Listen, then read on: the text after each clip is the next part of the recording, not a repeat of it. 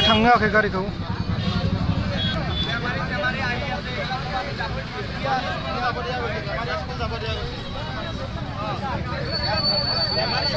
खुलुमबाय लोगोफोर, नोंथांमोनखौ बयखौबो बरायबाय।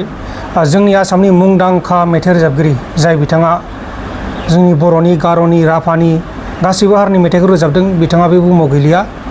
बिथाङा माबोरै थैनाय बेखौ निउसाव माखासेफोरा बुंनाय बायदि नङा होनना बुंदों न'खरनि मानसिफोरा। बिथाङा स्कुबा डाइभिं खालामनायाव थैयाखै होनना बुंदों। बिथाङा सिजार जानानै जाय सिजार बेमार जाबाथाय दै आरो अरनिफ्राय डक्टरा थानो हेंथा होयो, बा दैनि खाथियाव थांनाङा बा अरनि खाथियाव थांनाङा होननानै बुङो। जेरै मिरगि बेमार, मिरगि जानायफोरखौ बेबायदि अरनि खाथियाव थानो हामा बा थानो होआ आरो दैफ्राव थानो होआ, बेबायदि खालामो। थिग बेबायदिनो जुबिन गार्डनावबो बेबायदि बेमारा दंमोन। नाथाय बिथांनि लोगोफ्रा बेखौ मिथिखासेयावबो, बिथांनाव सिजार बेमार दं होनना मिथिखासेयावबो बिथांखौ दैयाव लांदों बा लैथोआव लांदों आरो दुगैदों, गेलेदों आरो बे जाथाया जादों। बिथाङा दुगैखांनानै फैबायमोन, आरोबाव फिन दुगैबावनाया बे जाथाया जादों। दा बिथांनि थाखाय मा जाखो, मा माखो बेखौ जों सावरायगोन। दिनै बिथांनि थाखाय गासै दखानखौ बन्द' खालामदों आरो जायफ्रा दखान खुलिदों बिसोरखौ हेंथा होदों आरो गारि खारनायफोरखौबो हेंथा होदोंमोन। नाथाय माखासे गारिफोरखौ खारनो होदों आरो जायफ्रा बास, गेदेर बास, सिटि बास, बेफोर गारिखौ खारनो होआखै आरो बिथांनि थाखाय एग्जामखौ पस्टपन खालामदों बा फसायदों एग्जामखौ। मैयाहाय बेखौ सोलोंथाइ मन्थ्रि बिथाङा बुंखादों। दा मेन बाथ्राया बिसो, बिथांखौ मानो बिदि लांनानै बिदि बेमार गोनां मानसिखौ मानो लैथोआव दुगैहोनांगौ, बे जोबोद गिदिर मोनसे सोंथि। दा बिनि सायाव आसाम सरकारा नायबिजिरगोन होनना बुंदों। बेयो माबोरै जानाय, माबोरै मानाय, गासैबो जाथायखौ सेवरां लाबोगोन होनना बुंदों।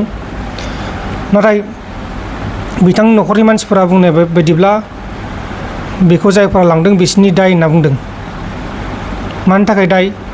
बिथांमोनाबो मिथिखायो बिथांनाव सिजार बेमार दं होननानै। नाथाय बेमार दं होनना मिथिखासेयावबो बिथांखौ बेबायदि दुगैनायावनो बिथां न'खरनि मानसिफोरा रागा जोंदों, दुखु मोनदों।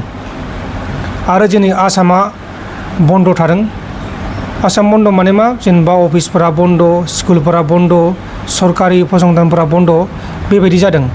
दा बिदिनो लामानि माखासे नुथायफोर आंनाव फुटेज दङ, आंनो थांनानै लायदोंमोन। दखानफोरा बन्द' दिनै गुवाहाटियाव गेलामाल दखानफोरा बन्द', बेदरनि नानि दखानफोरा बन्द', मैगं दखानफोरा बन्द', फार्मासिफोरा खुला दङ, डक्टरफोरा खुला दङ आरो माखासे गारिफोराथ' बन्द'खा, बे A to Z बन्द'।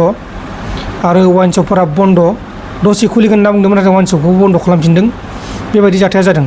दा दिनै बिथांखौ गुवाहाटियाव जोबथा बिदाय होगोन होनना बुंदों, बा गुवाहाटियाव बिथांखौ बिदाय होगोन आरो ना, माबायाव नैबे स्टेडियामाव, सुरुजाय स्टेडियामाव बिथांखौ बिदाय होगोन आरो। नाथाय बेहाय सावगोन ना फबगोन बेखौ मिथिया। ना जों जरहाटआव सावहैगोन ना गुवाहाटियावनो सावगोन। दा गुवाहाटिनि मानसिफोरा गुवाहाटियाव सावनांगोन होनना बुंदों आरो जरहाटनि मानसिफोरा गावनि जोनोम जायगायाव बा गावनि न'आव, गावनि जोनोम जायगायाथ' मेघालयआवसो, दा बिथाङा जरहाटआव न' दंमोन, जरहाटआवबो सावनो हागौ बा गुवाहाटियावबो सावनो हागौ। नाथाय बिथाङा मेघालयआव जोनोम जादोंमोन आरो बिथाङा तामुलपुर हायार सेकेन्डारियाव फरायदोंमोन। बेबायदिनो गोबां कलेजफोराव बिथाङा फरायदोंमोन, स्कुलफोराव फरायदोंमोन। दा बिथांनि थाखाय गोबां घटनाफोर जादों। जेरै मैयाबो मोनसे दखान, बेलासियाव गंसे दखान, बिथाङा दखानखौ बन्द' खालामनायाव खालामाखैमोन। आं जुबिनखौ सिनाया होनना बुंदोंमोन। दा बे मानसिखौ पुलिसा लांबाय आरो पाब्लिकफोरा बेखौ थुलाय होबाय। दा बिदिनो माखासे जाथायफोर जादों। नोंथांमोना भिडिअनि फुटेजखौ नायबानो जाबाय। गोजोन्थों। दिनै गासिबो दखानफोरखौ बन्द' खालामनो होदों। नै गासै दखानानो बन्द' दिनै जुबिन गार्डखौ लाबोनाय जागोन आसामाव। नै बेंकआ मानि बन्द' दिनै। वाइन शपखौ खुलागोन ना मागोन मिथिया आरोना, जायखिया बन्द' जानाय दखानफोरा गासिबो बन्द' आरो गारिफोरखौ खारनो होआखै, बे माबाफोरखौ, बासफोरखौ।